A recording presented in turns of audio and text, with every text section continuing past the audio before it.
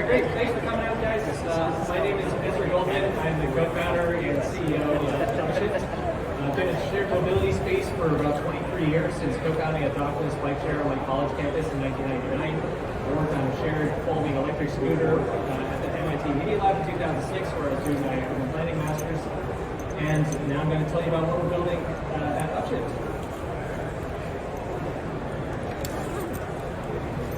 So this may seem like an obvious question, but I can assure you that it is not. This is actually the driving question behind all of my work, really, especially what I've been working on at Upshift. And what I've been finding is that from interviewing thousands of people, PhD research, and tens of thousands of bookings and million miles worth of data,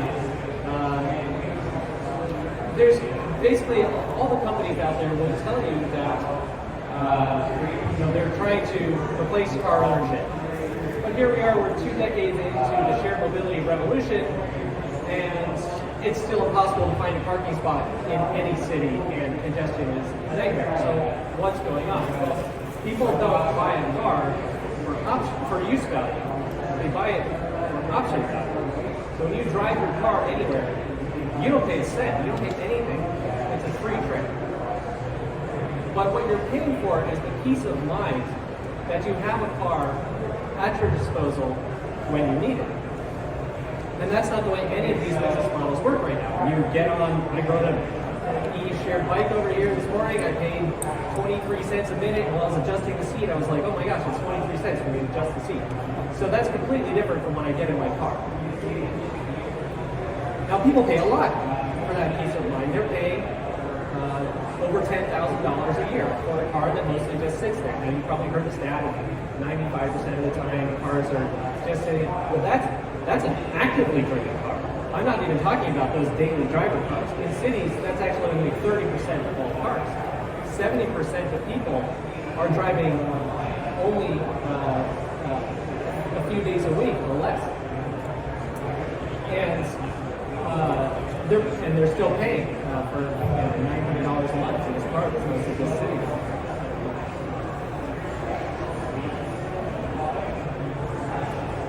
So you may think that this is weird. You know, how many people are really driving less than 10,000 miles per year? Well, it's 124 million Americans driving about 6,000 miles per year on average. And these data are actually from Metro Mile, which was recently acquired for $500 million.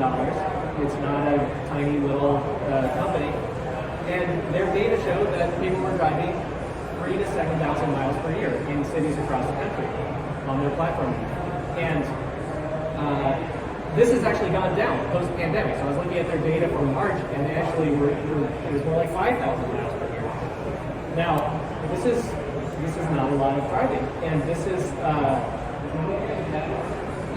most of the people when I talk to them, they say, oh, I own a car in the city, I don't drive, but I'm weird. I say, no, you're not weird, you're normal.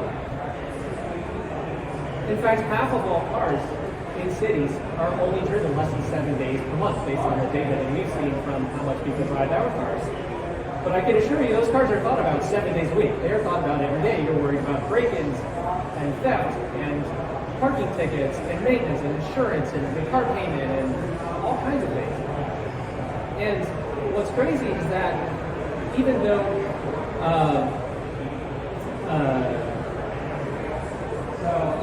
even though these cars are taking up all of this valuable real estate, we give it away for free. And so if I took a soda can and I threw it on the street, I would get fined for littering. But there's no problem if I leave my car there for days on end. That's totally fine. Now, if we replaced these cars, we could replace and eliminate all street parking in our cities.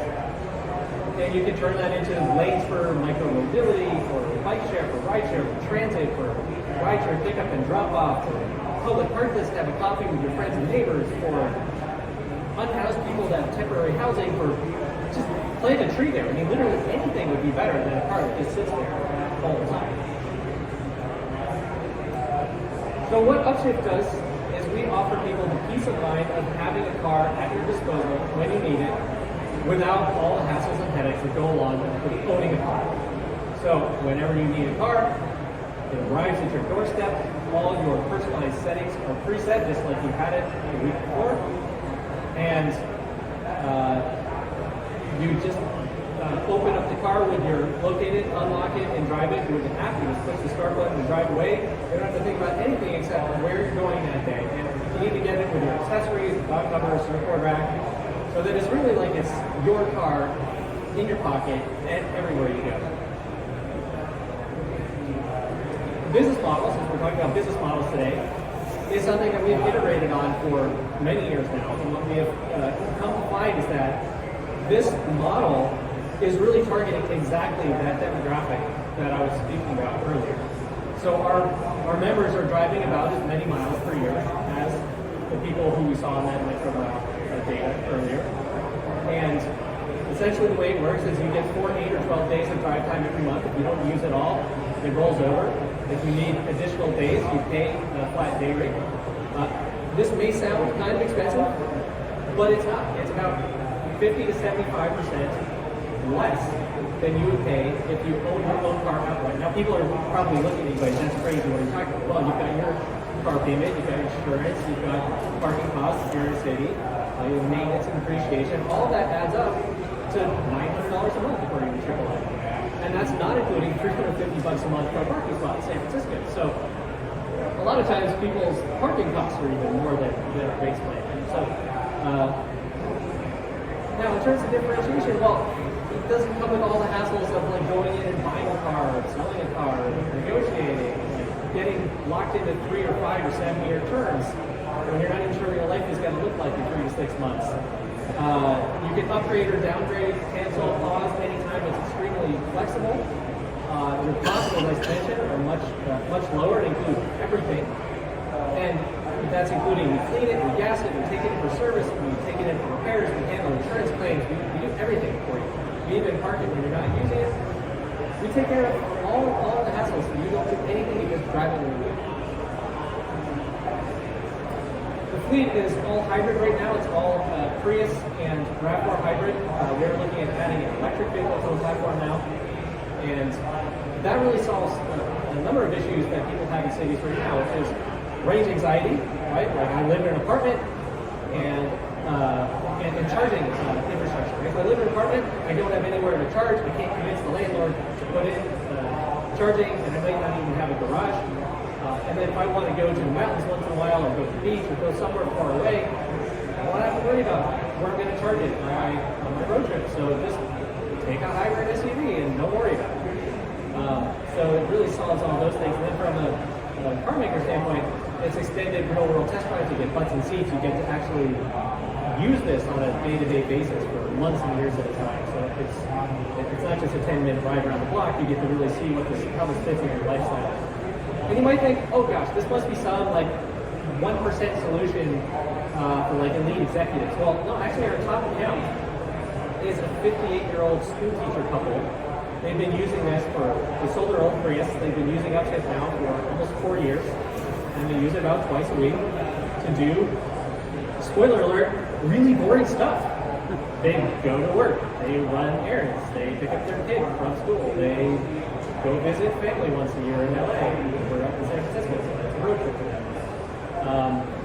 They do boring car stuff. They just do less of it than somebody who drives to work every day. And this is enabling us to do about 4 times better economy in terms of 4 times fewer cars because we're sharing cars among our members. They're driving about half as much because studies have shown that when people have some kind of cost associated with the trip, it's a little distance, right? It's not I get in the car and I pay, but I pay every month and there's some cost to use a credit that I use to go out and drive. People reduce the amount of driving they do because there's some cost there. And because they're all hybrid, we're getting 50% better fuel economy off the fleet. Once it becomes electric, it's even better. From a parking standpoint, it's about 25 times better because you only need to park a fraction of the fleet when it's not in use. It's off-peak. You can do it in low-demand areas. You can do it in mobility hubs where you can put all your charging infrastructure. So instead of needing 250,000 chargers in San Francisco to meet the needs of these people, you can do it with 10,000 or maybe even 5,000. So it's much easier I come to Austin, I go to DC, I go to San Francisco, New York, wherever I am, I have my car in my pocket. It's my car, it's personalized with all my settings, all my accessories. It's the exact same make, model, color, trim, everything. And I have my car everywhere I go. And what we're doing now is we're electrifying fleet, scaling to DC, and also integrating remote vehicle teleoperations so that we can actually deliver your car like a remote control drone. So you actually have somebody sitting here in Austin, maybe driving a car in San Francisco. And I've been in a car, driven remotely in downtown San Francisco, in the financial district at rush hour.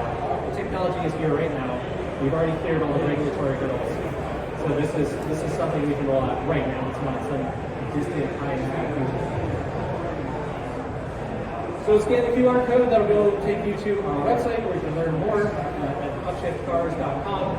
You can actually now, anybody can invest as little as $150 in the company. If you go to republic.com/upshift-2022. And my email is up there, Ezra@upshiftcars.com. You can find me here at the conference, and I'd love to talk to you about how we could partner and do something really exciting together. So thanks for your time, really appreciate it, and we have a few minutes for questions. How do you handle the demand curve? Sorry. How do you handle the uneven demand? Yeah, so there's two things. So one is it's not as uneven as you would think. There's a lot of people doing hybrid commute these days, especially this year. So there is a slope that tends to skew towards weekends, but we do have a lot of daily demand as well. The other thing I'll say is because we have telematics in our vehicles, we don't meet in person. So let's say 9 a.m. Saturday, everybody wants a car. We don't deliver. I mean, a lot of times we don't have anybody delivering anything at 9 a.m. Saturday because it was all delivered on Friday night. So we just have a team of people. They're going out, they're stacking up cars all Friday afternoon. Saturday morning, they're just sitting there waiting in case something comes in last minute. They're ready to go and they can get it to you.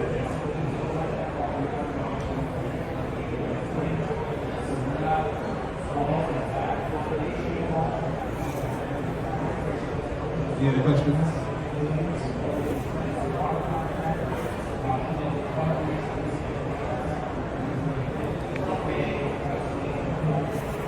Are you only utilizing fleet vehicle management, or are you having people that put their personal vehicles? We own and operate our own fleet of vehicles. That enables us to have consistency, reliability, predictability, dependability, and guarantee the availability. It also enables us to install the custom hardware. So the telematics, we actually have to embed a key into a piece of hardware that goes into the car. The teleoperations technology, again, has a variety of pieces of hardware that actually go into the car as well. So that's why we don't use third-party assets. And your supply insurance? I'm sorry? Insurance? Yeah, we provide insurance on the fleet all across the board for everything.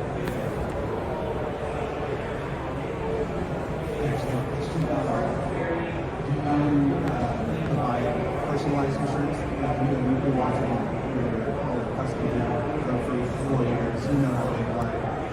We give that customer a better rate on their insurance that's packaged with their rental because we've been watching that.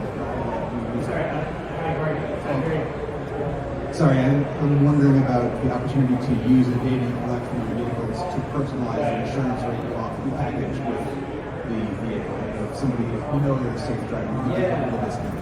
No, that's a great question. So we actually have mileage-based insurance. We don't charge mileage-based at the moment. It's something we're looking into in the future. We don't currently have behavioral or data-based pricing for the insurance.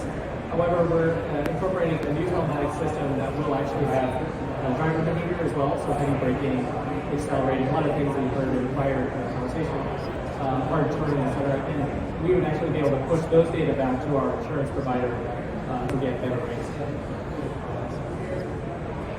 It is based on, we do get different pricing based on age and gender and some other very high-level demographics, but it's not based on the nuances of our particular demographic at the moment.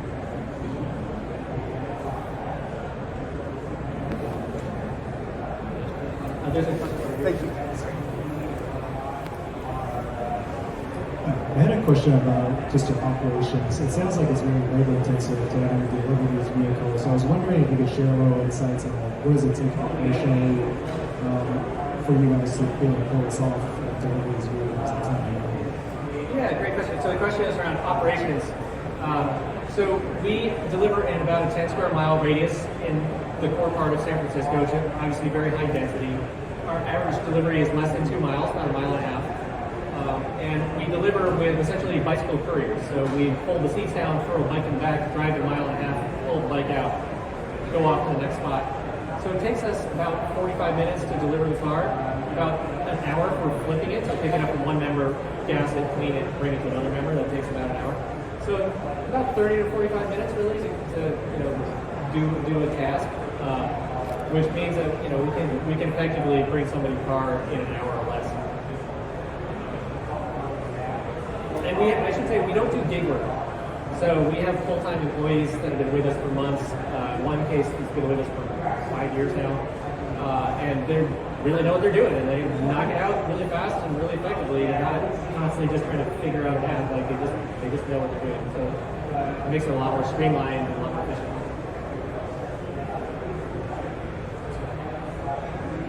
Thanks. How many cars do you have at this moment, and what is your plan for the future? Because a lot of cars at this moment with the plants. And this investment works, this public investment works. Yeah, so we have 24 cars right now. Obviously, looking to scale that up to thousands across the country, as we grow. The question about anybody can actually invest on Republic. You don't have to be accredited. I mean, my mom can invest $150. You just go on the platform and you can invest with a debit card, credit card, lots of different mechanisms. So it's we've actually done 2 of these campaigns. The last one we got over 3,000 investors and raised like $700,000. So we've had thousands of people invest. And the thing that's really interesting is you would think like, oh, this is just like a San Francisco, New York thing. We have a lot of people who have requested our service in small towns all across the country, little suburbs, low density markets like Dallas, little towns in Texas I had never even heard of. I think Victoria, Texas, if I'm not mistaken. There's like 2 people who want us to come there. So it's kind of amazing that it's just, there's people all over. And like, some little grandma in like Iowa might understand what we're doing better than your typical tech VC, because they get the problem. They're like, yeah, I have this car, it's a pain, but I don't need to drive it every day. Where's my halftime car, my quarter time car?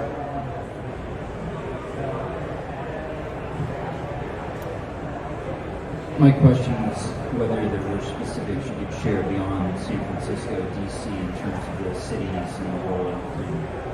Yeah, I mean, basically anywhere, the low-hanging fruit, I should say, not the long-tail markets, but the low-hanging fruit is basically anywhere that's dense, urban. We've got a network of alternative transportation solutions like bus and transit, rideshare, etc. The parking is a pain in the butt, and owning a car is kind of onerous. So these are places where owning a car is like not as necessary as like markets where you really can't get anywhere without a car all the time. Now that's not to say though that we don't have demand in Dallas, which like surprises me because that would be like the last on my list. But so it's like DC, Boston, New York, Chicago, Seattle, like sort of usual suspects.